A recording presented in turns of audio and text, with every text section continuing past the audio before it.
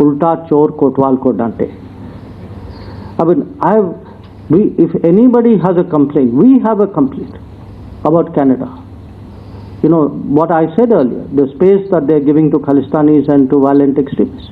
जो भारत है उसने इतना हार्श स्टेटमेंट जारी किया अपनी तरफ से, मुझे लग रहा है कि शायद पाकिस्तान के लिए भी कभी ऐसा स्टेटमेंट जारी नहीं हुआ.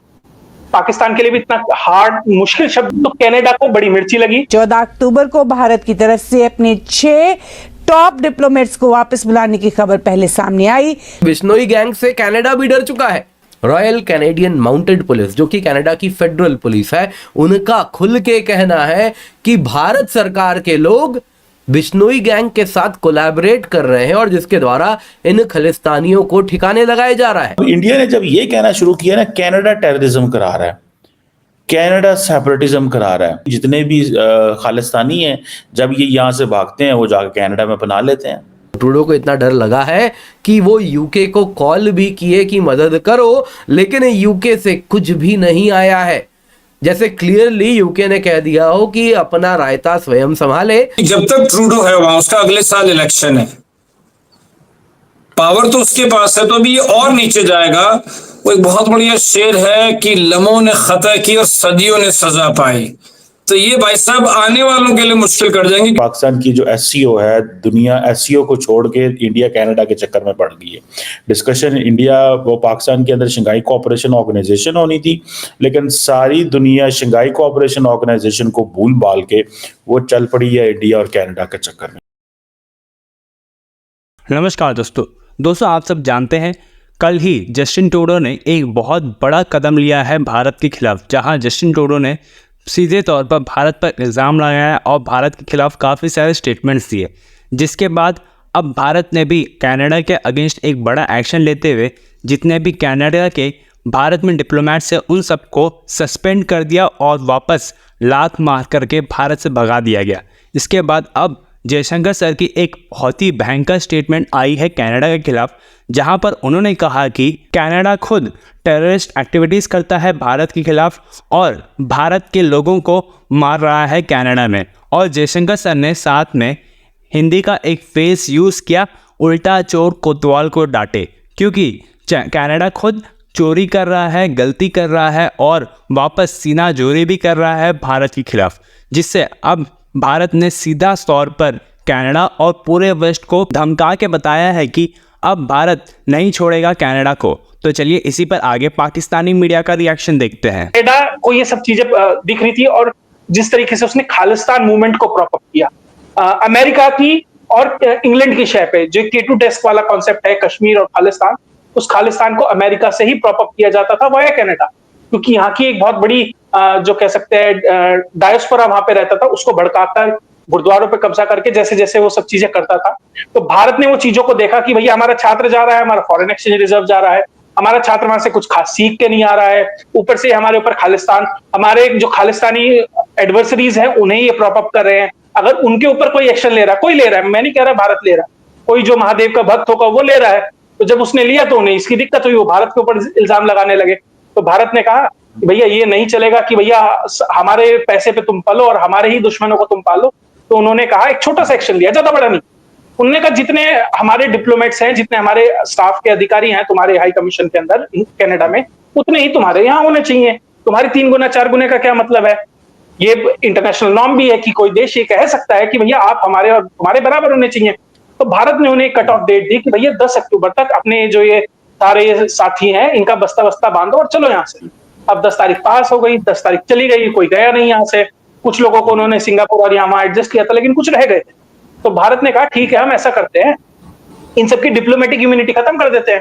और भैया फिर भारत में कुछ भी ऐसा वैसा करते पाए गए तो ये फिर ये तिहाड़ बराबर में ही है, एम्बेसी के ज्यादा दूर है नहीं, वहां पे उन्हें सेवाएं प्रदान की जाएंगी. तो उन्होंने कहा ये तो बड़ी दिक्कत हो गई. तो उन्होंने कहा कि भैया फिर उन्होंने वही पुराना राग, वही निज्जर वाला कि भैया निज्जर में ये इन्वॉल्व है वो इन्वॉल्व है. तो भारत के एक इंडियन हाई कमिश्नर है जो वहां संजीव वर्मा जी, इन्होंने कहा कि ये पर्सन ऑफ इंटरेस्ट है, इनके ऊपर हम एक्शन ले सकते हैं और ये उसमें इन्वॉल्व है.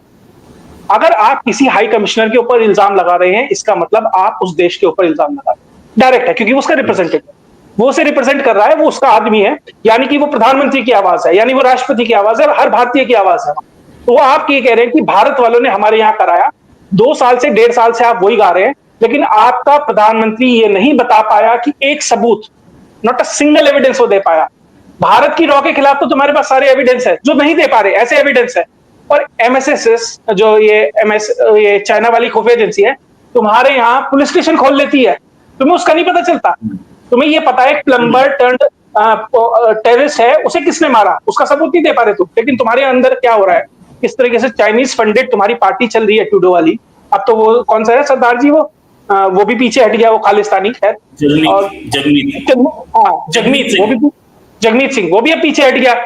साथ ही जो ये इनकी अपोजिशन पार्टी में है, जो अपोजिशन वाला नेता है, वो भी कह रहा है भैया एविडेंस देना है तो हमारा भारत जैसी इकोनॉमी के साथ, भारत जैसे देश के साथ डिप्लोमेटिक रिलेशन खराब कर रहा है, दे सबूत। क्यों नहीं दे रहा? वो इसलिए नहीं दे रहा क्योंकि वो डीप स्टेट के हाथ से खेल रहा है। अब ये सब होने लगा तो भारत है उसने इतना हार्श स्टेटमेंट जारी किया अपनी तरफ से, मुझे लग रहा है कि शायद पाकिस्तान के लिए भी कभी ऐसा स्टेटमेंट जारी नहीं हुआ। पाकिस्तान के लिए भी इतना हार्ड मुश्किल शब्द, जिसमें मतलब कह सकता हूं कि चाहे डिक्शनरी लेके बैठने पड़े, इतने अच्छे इंग्लिश के शब्द उसमें इस्तेमाल किए गए कनाडा के लिए, तो कनाडा को बड़ी मिर्ची लगी। साथ ही कनाडा का जो यहाँ पे हाई कमिश्नर है उसे समन कर लिया गया। देखो मेन बात यह कि अभी आरजू जी और नीचे जाएगा, क्योंकि जब तक ट्रूडो है वहां, उसका अगले साल इलेक्शन है, पावर तो उसके पास है, तो अभी ये और नीचे जाएगा। वो एक बहुत बढ़िया शेर है कि लम्हों ने खता की और सदियों ने सजा पाई। तो ये भाई साहब आने वालों के लिए मुश्किल कर जाएंगे, क्योंकि आप देख लो हमारा पाकिस्तान से कहां सुलट पा रहा है। तो ये नीचे ले जाना, एक बिल्डिंग को डिमोलिश करना 2 घंटे का काम है, लेकिन उसको बनाने में एक इमारत को कितना समय लगता है। तो ये मेरी समझ से भी और नीचे जाएगा जब तक जस्टिन ट्रूडो वहां बैठा है, क्योंकि वो कंसिस्टेंटली इसको नीचे ले जा रहा है। ये तो छोड़िए, मैं आपको थोड़ा माजी में लेके जाता हूं कि इनके जो पिताजी थे वो भी कुछ इसी तरीके के थे। उनको इंदिरा गांधी जी ने बोला अर्ली 80s में कि भाई कुछ हमें खबर आ रही है, इंटेलिजेंस रिपोर्ट्स हैं, जो कि टेरी मेलिंस्की उनका कैनेडियन राइटर है जो रोज टीवी पे होता, उसने भी कहा, और उज्जवल दोसांझ जी हैं जो ब्रिटिश कोलंबिया के चीफ मिनिस्टर रहे, उन दोनों ने ऑन रिकॉर्ड कहा था कि हमारे पास इंटेलिजेंस रिपोर्ट थी कि उस जमाने में 80s में परमार और 1-2 लोग हैं जिन्होंने शहर से बाहर जाके विस्फोट किया है और ये बम फाड़ने के चक्कर में घूम रहे हैं। उसने उसको पल्ला ही झाड़ दिया कि छोड़ो, ये आपस में लड़ रहे हैं, पगड़ी वाले लोग हैं, मुझे क्या लेना देना। उसका रिजल्ट क्या हुआ? हमारा एक कनिष्क प्लेन बॉम्ब बास्टेड हो गया, वो नीचे गया, उसमें 329 लोग मरे, जिसमें से 84 बच्चे थे। तो उसके पिताजी भी कुछ इस तरीके के थे। और उसके बाद देखिए कि अंग्रेजी में लफ्ज होता है फ्रॉडियन स्लिप, के कभी कभी आप ना चाहते हुए भी कुछ कह जाते हो। तो वो उस जमाने में साहब राजीव गांधी जी को फोन करके कंडोलेंसेस दे रहे हैं, उन्हें पता नहीं था कि 329 में से 280 तो कैनेडियन सिटीजन थे। वो जो मरे बेचारे लोग, वो तो हमें आपको देनी चाहिए थी कंडोलेंस, वो हमें दे रहे थे। तो इससे आपको उनका माइंडसेट पता चलता। तो ये पिताजी को जो बीमारी थी वही बेटे को है।